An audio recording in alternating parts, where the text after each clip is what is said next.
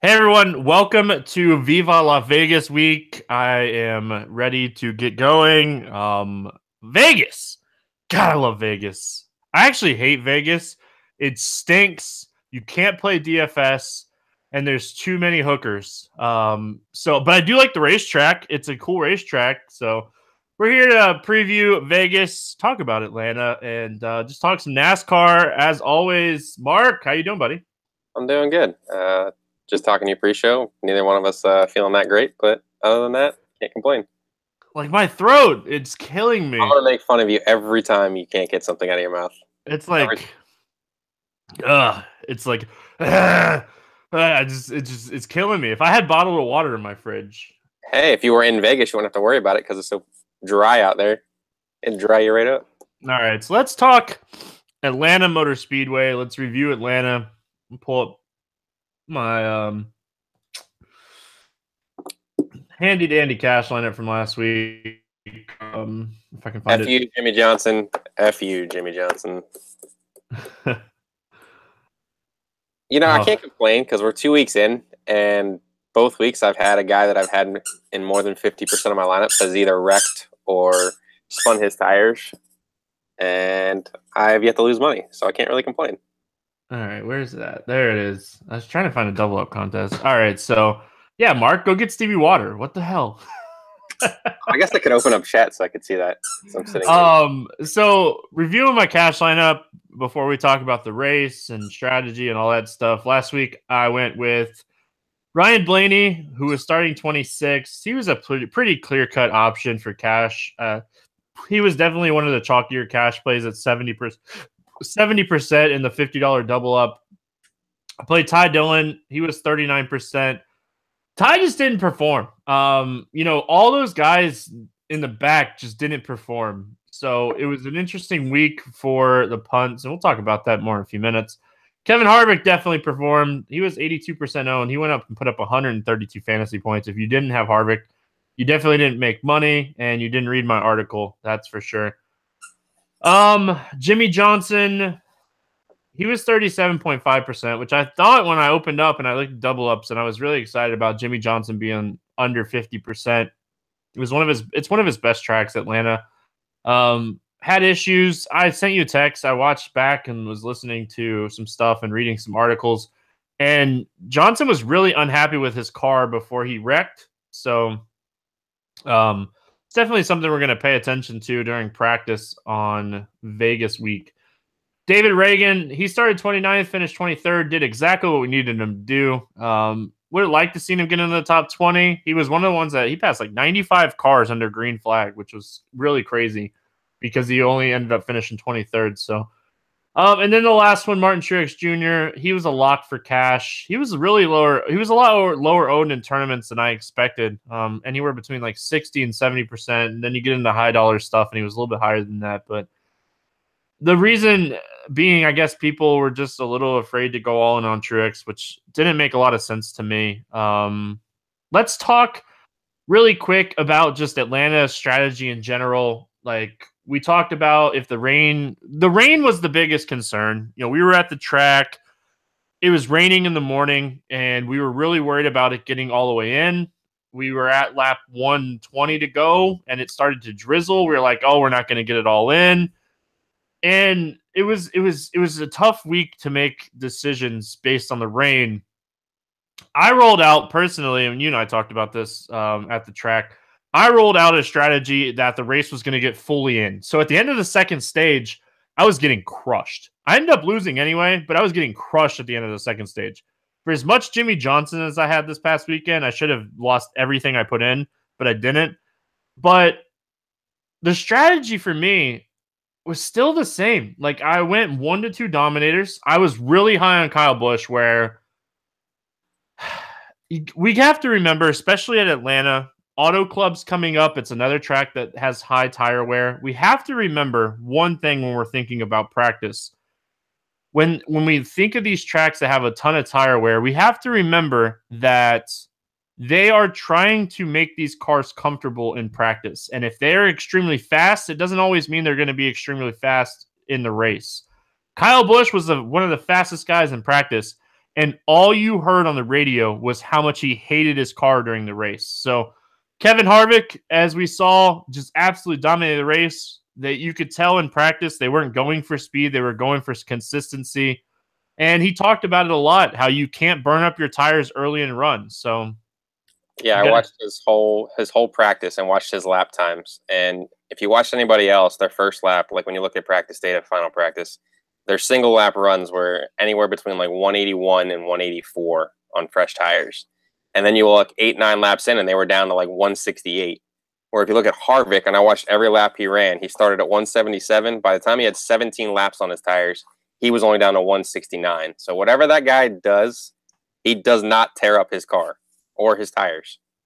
Yeah, I had a lot of questions this week about why I was recommending Harvick over Kyle Busch and Cash. And when we go to Atlanta, we're just playing Kevin Harvick. It's just as simple as that. Like, I'm glad I stuck to my guns on that. I wish I would have been lower owned on Kyle. I thought one of those two would dominate, and it ended up being Harvick and Kurt Busch. Like, yeah, where did that come from? I didn't see that one coming. He had good history there, but I didn't see that one coming. So I apologize not getting the Kurt Busch right. Let me pull up. You have a nice purse collection going. They like your purse collection. I need 1 second because my dog is squeaking his toy and she's going to drive me. That's fine. I'm going to pull up a tournament. I'm going to pull up one of the big tournaments from this past weekend. It was the 450.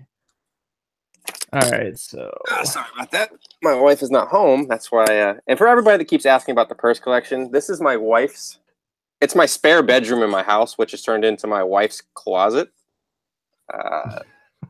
Stevie understands what my wife has. I mean, no comment. Stevie has no comment on this situation. I have already busted that open once this week. I am not going back. Looking at the team, so we had a unique team win the Piston, the 450K, 100K to first. And I just want to really quickly review.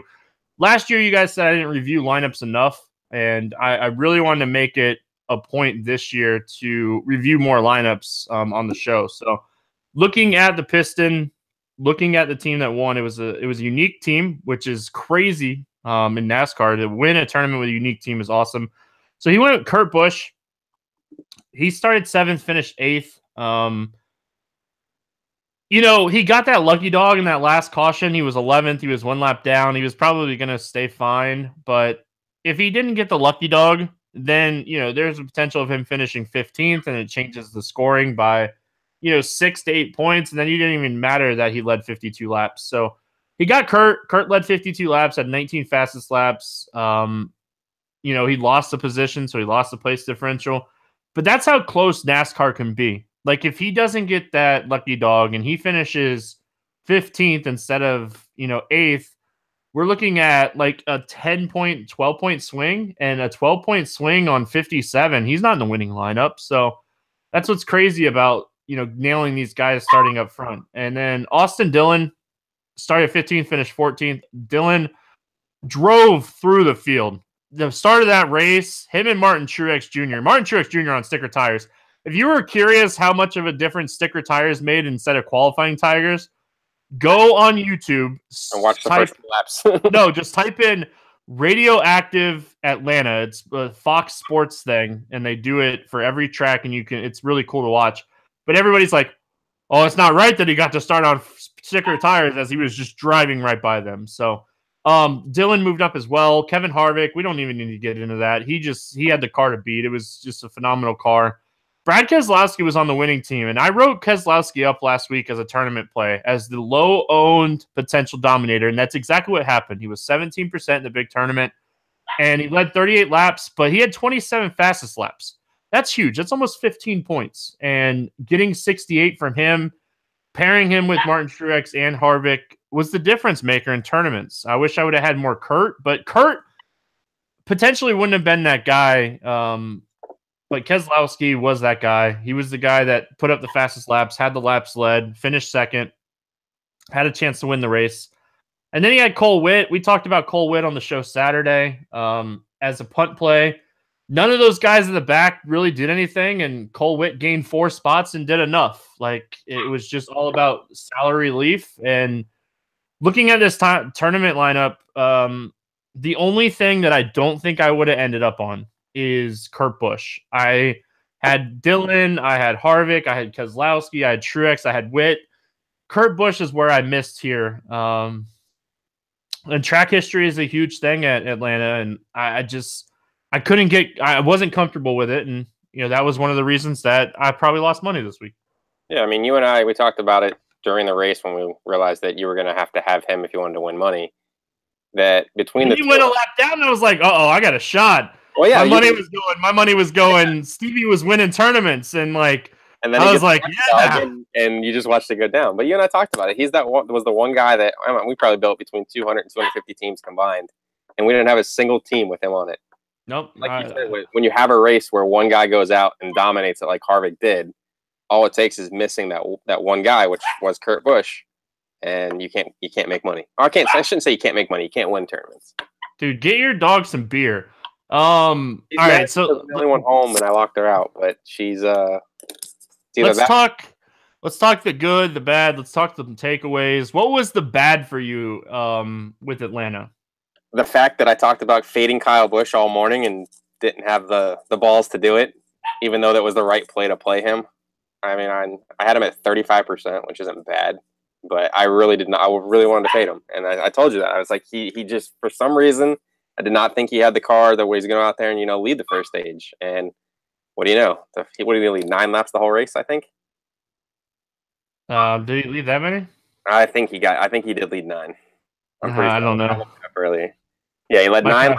He led 9 laps and he had 23 fastest laps, which that's decent. But he also lost 6 places and finished 7th.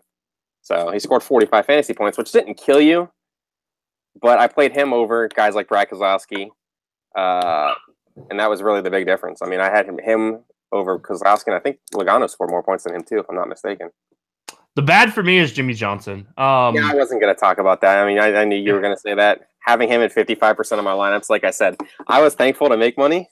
I would have been okay breaking even, but I had enough of Truex and Harvick. Hey, I'm just thankful for Xfinity. That was the only reason that I didn't lose like $2,000 this weekend. So, not to get on Xfinity, but I know I don't know if you're going to talk about this, but what do you think of Kyle Busch being 50? We'll talk about it at the end. Okay. Let's get through the Cup stuff. Let's get through the preview, and then we'll talk about Kyle Busch on Xfinity. Yeah, the bad for me is Jimmy Johnson. Like,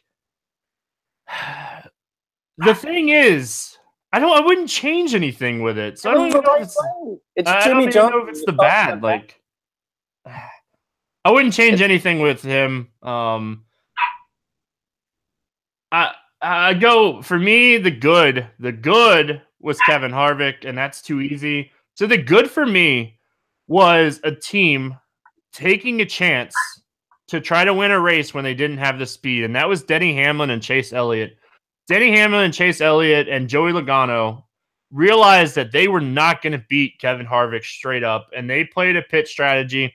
And had that caution not come out where Trevor Bayne blew up, we have no idea what would have potentially happened. Would Hamlin or Elliott or Logano had a chance to win? Would Harvick have caught them in the last 30 minutes or last 30 laps? So the good for me was teams realizing that they weren't going to win on speed and trying things. And, that's definitely something I'm putting in my mental book here moving forward. Yeah, I like the same thing, but I think when I listened to Harvick's radio, they felt that if it stayed green, that he would have passed them, but they would have ended up finishing 2nd, 3rd, and 4th because he was so far ahead that they couldn't make up as much time as they were hoping to. But he would have still won if it stayed green. But I agree with you. If teams realize they're not just going to go around there and just turn out laps and be okay finishing, 7th or 8th, if there's a chance for them to somehow steal a win, they're going to take it. Well, we go to Vegas, and this is another track that it's not a high tire wear track by any means, but we don't get a lot of wrecks here. It's another track that we don't get a lot of wrecks. It's pretty easy to predict. Let's talk about that in a second. Did you have any? That's kind of like my takeaway too from Atlanta was pit stops. The guns are very unpredictable at this point. It's definitely something that NASCAR is going to have to address. And all the teams go to the track. They pay their $1,200 to get their guns or whatever it is. I think it's $1,200 a gun or something along those lines. And there's like no special treatment. You just go pick up your guns and you get whatever guns available at that time. So I think you classify that under bad. I mean, you had arguably the most successful driver over the last 2 years not be able to get through tech with their new scanning system. I can't think of the name, whatever everyone was calling it. OSS. And then you have the pit guns that almost cost Harvick the race. I'm glad it happened early in the race and not late in the race. But he wasn't the only one. I think there was three times where Truex Jr. had issues. There was a couple issues for sure. And then after the race, none of the drivers wanted even to comment on it. And then Denny Hamlin basically said that if it happened to me, I'd be pissed off. But it didn't happen to me, so I'm not pissed off. So I mean, but that's not something we can control, unfortunately. I just think it's bad for NASCAR to make those changes and this be the first race where it's implemented and they have those kind of issues. I mean, you would think that they would have had those tested to make sure that can't happen. We will see what happens this weekend and see if it screws us. Like I said, nothing you can predict. Let's move on to Vegas. Viva Las Vegas week. Before I get into it too much, you guys are going to look on the schedule for this week, and things are going to be a little different this week. It's not going to stay that way. If you pull up the weekly schedule, you're going to see the breakdown, driver-by-driver breakdown show is going to be Sunday this week. A lot of the content will be out. So by the numbers will be out Saturday morning. Practice notes will be up during practice, and then projections and rankings will be out really late Saturday night, Sunday morning, and then the driver-by-driver breakdown will be Sunday morning. So I'm going with my parents on a casino boat cruise for their Christmas present, and I won't be back until like 2 a.m. on Sunday night. So a lot of that stuff's going to be really late, but I just wanted to give you guys a heads up. Viva Las Vegas, 1.5 mile tri-oval. This was a flat track up until 2006. So any data before 2006 means absolute dog shit. It's now a steep bank track, and the closest comp to this track, you can throw out some of these other tracks. It's not like Darlington. It's not like Bristol. The closest comp to Las Vegas is Homestead. So when you're comping your tracks this week, the closest comp is Homestead. It's a 400-mile, 267-lap race. 3 stages as always, 80, 80, and 107. Fuel mileage will get them. They're going to have to pit in the stages. They can run, I think it was like 48 to 52 laps under fuel. But so Vegas is more of a steep track. It's like 12 to 20 degree. It has 3 lanes, which is very cool because if it's a very temperature type track. So if it's hot during the day, they can run the low line. If it's cooling down, they can run the high line. They run the middle line. So there's 3 lanes that they can run at Vegas. So it's a pretty wide open track. You see your guys like Kyle Larson run up at the top, and you see your Kevin Harvicks run at the bottom. You see your Martin Truex Jr. run wherever because he's just good. Outside of that, I don't really have a lot. You just look at it in the track comps and stages and tire wear, not a lot of cautions. What do you got here on Vegas? You basically touched on it. There's not a lot to talk about. I do think it's the first time that we're going to get a true reading on where cars stand with aero packages, which I'm kind of excited for. Are you concerned with Chevy and more specifically Hendrick and how bad they've been in the first 2 races? Or are you chalking it up as it's the first 2 races, just throw them out and see how it's stand now? Am I concerned? Yes. Do I think they're going to have a better read this weekend at Vegas? Yes. So the Chevys, Fords, everybody got the test at Vegas. So they got 2 days of testing at Vegas. Chevys were all over the top. Like day 1, Larson and Newman were the fastest. Day 2, Byron, Larson were the fastest. So I think Chevys have a better read. So your guys that got to get your pen and paper out, the guys that got to practice or do the test here, it was Kyle Larson, Ryan Newman, Eric Jones, Ricky Stenhouse Jr., Casey Kane, William Byron, Chris Buescher, Bubba Wallace Jr., Ty Dillon, Cole Custer, Brad Keselowski, Kurt Busch, Paul Menard, Justin Allgaier, David Reagan, and Drew Herring. So some of those guys were just there for Toyota, Chevy, and Ford. Each team gets to send one driver, and they'll get to rely on the data and all that stuff. I'm a little concerned, and I know why they did it. So you test throughout the year too at other tracks, and usually you set a certain amount of tests for each driver for each team, and some of your drivers, your Jimmy Johnsons, your Kyle Bushes of the world, will test at the chase races, the playoff races, and I think that they should. All the Chevy guys, they sent Larson, they sent Newman, Hendrick sent Byron, which I thought was really interesting for two things. I thought it was interesting that they sent Byron instead of Bowman or Johnson or even Chase.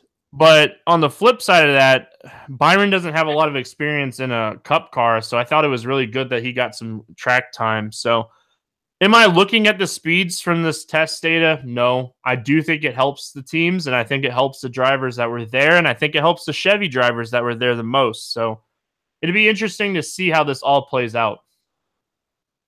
Yeah, I mean, you read the guys that tested in order of where they finished speed-wise, if I remember correctly, right? Yeah, day one. That's what it was in front of me. Oh, okay. No, I agree with you. Not that I was concerned. I just thought it was really strange that they would send Byron. I thought for sure they would send Chase or Bowman. But not to get off topic, but did you see RCR's Twitter this week? No. So Hendrick Motorsports tweeted out a picture of Byram's car that says it had the little like caution emoji with the caution, says caution, surface area is hot or something like that. And the first person to comment on it was RCR that says, looks about room temperature to us with the little emoji guy that's looking at his face like this. The best response to what I've ever seen. I just wish NASCAR got more coverage because it literally has only like 10 people that have either retweeted it or liked it. But it was a pretty good burn. I got to give RCR's Twitter person a high five next time we see them because that was pretty good. All right. The important stuff. I know we sit here and we bullshit, but it's time to talk some stats. That's what everybody wants to hear anyway. Stats are always fun. Fun fact number one. What's your stat you got here for us for this weekend? Penske's pretty good here. They're really good here. So when you're looking at the data from last year, Truex won, but Keselowski should have won. So Keselowski, they had a restart with 3 laps to go or 2 laps to go, and he got the jump on Truex late in the race and was leading, and something broke. I still don't remember. I remember that it eventually came out what happened, but his car broke with 2 laps to go. I thought it broke like even later than that because he made it all the way around the track and still finished, I think, 5th. He finished 5th, but it broke with I think either one and a half or 2 laps to go. It was weird. He was going to the turn and just went high, right? If I remember correctly, and then Truex just drove right by him. It wasn't even close. Yeah, a lot of people. So he technically should have won 3 of the last 5 races here. So don't forget that when thinking about this week. Keselowski, Penske, really good here. Truex dominated a lot of that race. This is one of the first races that we saw the MTJ stage dominance. Wouldn't be shocked if we see that again. But looking at like past history here, best driver rating, our boy Jimmy Johnson. Since 2005, his driver rating is 111 or 110. 111, which is higher than everybody else. So right back to the Jimmy Johnson 112. And then Kyle Busch is the second highest at 102.9. Chase's run really well here as well. His average finish here is really solid. Average position throughout the race is top 10. Yes, this is the race that Kyle Busch got bloodied up after the race. He was trying to avoid Logano slowing up, was trying to avoid Keselowski, got into Logano, and then Logano punted him in the turn and spun Kyle, and Kyle was not happy. He was pretty pissed off. Like when you're looking at stats this week, you want to focus on guys that you think are going to dominate. It's anywhere from it's typically 2 to 4 dominators at this track. I think in cash games, we'll probably be looking more at like 2, depending on where everybody qualifies. That's been a thing this year. Daytona, and then we just go to last week, and we had everybody all over the place. But we want some place differential. We want some dominators. You want to look at percentage of quality passes. You want to look at where they're running. An average running position is really important here because you want guys to stay on the lead lap. We don't get a lot of cautions. The tire fall off isn't as much, so we're not going to see up until number 10 get lapped this weekend like we did last weekend. These guys will be able to keep a better pace. Outside of that, Jimmy Johnson, like I said, Keselowski, Logano, ever since Penske's went to Ford, Keselowski's been really, really good here. Don't sleep on Ryan Blaney either. He's been good, and I think he's only raced here twice. But I think he's been good. I think his average finish position is like 6th. Yeah, I think he's finished 6th and 7th. I lied. He's raced here 3 times. And his average finish is 10.7. Don't mess with the stats. The stats are in front of me. My bad. I didn't have it in front of me right away. I didn't know if he raced 2 or 3 times. Cut off. Yeah. No more. Are you worried about Jimmy Johnson? Because I know you said his driver rating is that high, but if you go back to 2005, he won in 2005, he won in 2006, he won in 2007, and he won in 2010. And then in the other races, he finished 29th, 24th, 16th, 2nd, 6th, 6th, last. He probably wrecked. Yeah, he wrecked in that. And he led laps in that race, and then 3rd and 11th. So if he qualifies like, let's say 6th, are you still going to like him as much? No, probably not. Yeah. Even though he's led laps in like the last 7 races here? 1, 2, 3, 4, 5, 6 races? Yeah, maybe. It all depends on... He was the one guy when I dug into his stats. It's like, a lot of this we can't really say anything until after qualifying and practice. But where... if you look at just his driver's rating, you would think he's been really, really good. I'm not saying he hasn't been good, and he finished, in the top 10 almost 70% of the time he's been at this track. But if he qualifies 6th, does he fall in that, no man's range? We'll have to find out. There's only a show on Saturday that will let or Sunday morning that will let everybody know.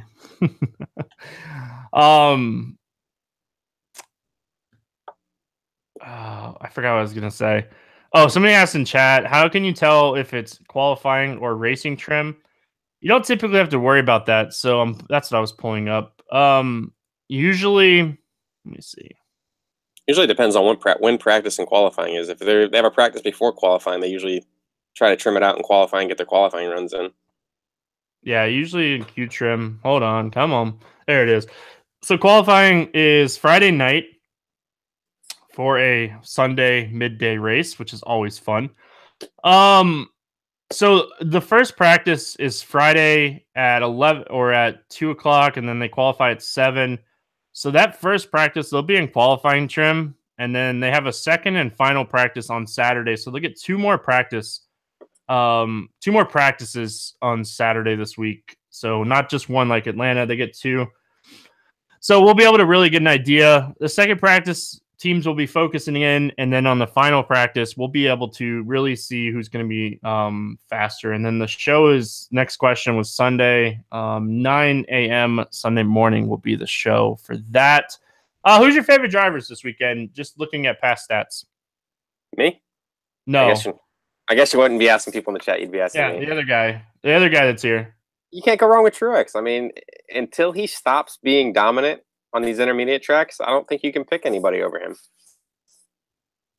Even though, like last week you watched him drive through the field, it was just like he used up a lot of his equipment early in the race and just never had anything for. Or he was just on tires that were, 2 to 10 laps less than everybody else at the start of the race.